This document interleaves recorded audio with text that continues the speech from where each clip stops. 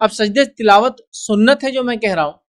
یا جو ائمہ کے اقوال ہیں وہ کیوں کہے، وہ ہم دیکھتے ہیں کچھ دلائل کی روشنی کے اندر۔ آئیے، عمر ابن خطاب رضی اللہ عنہ کا دور زمانہ ہے، اور روایت کے الفاظ اس طرح سے کہ عمر ابن خطاب نے جمعے کے دن ممبر پر سورہ النحل کی آیت پڑھی، اور سجدے کا جب مقام آیا، مطلب سورہ نحل کی آپ نے تلاوت کی، جب سجدے کا مقام آیا اور یہ آیت جب آپ نے پڑھی وَلِلَّهِ يَسْجُدُ مَا فِي السَّمَاوَاتِ وَمَا فِي الْأَرْضِ، کہ اللہ کے لیے ہی تمام چیزیں سجدہ کرتی جو کچھ آسمان اور زمین میں، جب یہ آیت پڑھی، سورہ نحل کی آیت ہے، اور اس پر پہنچے تو ممبر سے اترے، سجدہ کیا، اور لوگوں نے بھی آپ کے ساتھ سجدہ کیا۔ دوسرے جمعہ کو پھر یہی صورت پڑھی، جب اس آیت پر پھر سے پہنچے تو فرمانے لگے اور کہا، لوگو ہم آیت سجدہ تلاوت کرتے ہیں تو جو شخص سجدہ کر لے اس نے درست اور اچھا عمل کیا، اور جس نے سجدہ تلاوت نہیں کیا اس پر کوئی گناہ نہیں ہے۔ عمر ابن خطاب رضی اللہ عنہ کیا کریں کہ لوگوں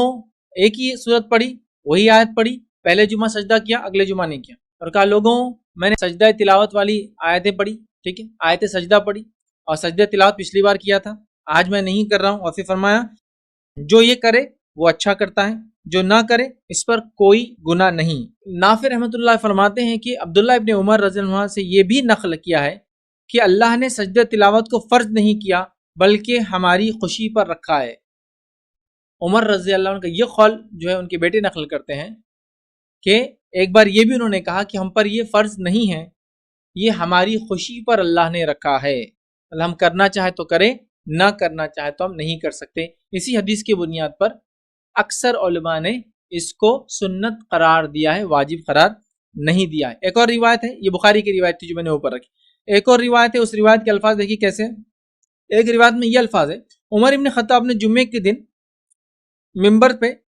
آیت سجدہ پڑھی اور پھر اس کے بعد تلاوت کی، مطلب آیت سجدہ کی تلاوت کی، آپ ممبر سے اترے، سجدہ کیا، لوگوں نے بھی آپ کے ساتھ سجدہ کیا۔ آئندہ جمعے میں بھی آپ نے آیت سجدہ تلاوت کی،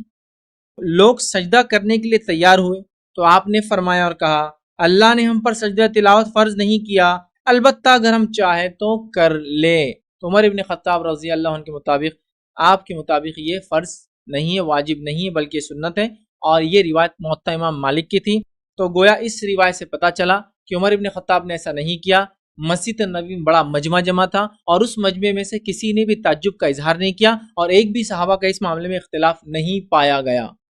کہ حضرت عمر سے کسی نے اختلاف کیا کہ عمر تم نے غلط بولا، ایسا نہیں ہے، یہ کرنا واجب ہے، یہ کرنا فرض۔ اسی دلائل کی بنیاد پر میں نے یہ کہا، اور ائمہ کے اقوال جو میں نے پڑھے، کہ سجدہ تلاوت کا کرنا یاد رکھیے سنت ہے، واجب یا فرض نہیں ہے، اس بات کو آپ یاد رکھیں، ٹھیک ہے۔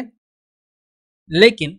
یہ بات بھی میں آپ کو بیان کر دوں، ٹھیک ہے، اور اس تعلق سے یاد رکھیے، امام ابن قدامہ رحمۃ اللہ علیہ المغنی، ان کی ایک مشہور معروف فقہی کتاب ہے، وہ المغنی میں لکھتے ہیں اور کہتے ہیں کہ اس واقعے کی بنا پر سجدے کے واجب نہ ہونے پر استدلال کیا ہے، اور لکھا ہے کہ اس پر صحابہ کا اجماع ہے،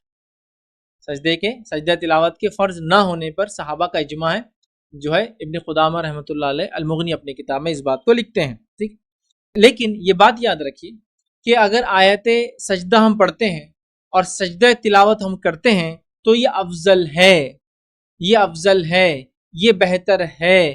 ٹھیک ہے، یہ نبی اکرم صلی اللہ علیہ وسلم کا طریقہ ہے، یہ صحابہ کا طریقہ ہے، لیکن کوئی کسی وجہ سے بھول جاتا ہے، چھوڑ دیتا ہے، تو اس کی پکڑ بھی نہیں ہے، یہ بات بھی ہمارے ذہن میں ہونا چاہیے۔ تو میں یہ نہیں کہنا چاہ رہا ہوں کہ آپ چھوڑ دے چونکہ سنت ہے، کریے، چونکہ سنتوں کو تو ظاہر سی بات ہم کو تھامنا ہے، لیکن مسئلہ یہ آتا ہے کیا یہ نہ کرنے پہ گناہ ملیں گا؟ تو نہیں، گناہ تو نہیں ملیں گا، کرنے پر اس کا اجر اور ثواب ملیں گا، اور کرنا چاہیے۔ نبی اکرم صلی اللہ علیہ وسلم نے ہمیشہ کیا، صحابہ نے ہمیشہ کیا، الا یہ کہ بتانے کے لیے آپ نے ایک مرتبہ نہیں کیا تھا، ایسا واقعہ بھی انشاءاللہ آگے میں اس واقعے کو بھی آپ کے سامنے رکھوں گا، ٹھیک ہے۔ تو بہرحال پتہ چلا کہ یہ سنت ہے، فرض ہمارے لیے نہیں ہے۔ آئیے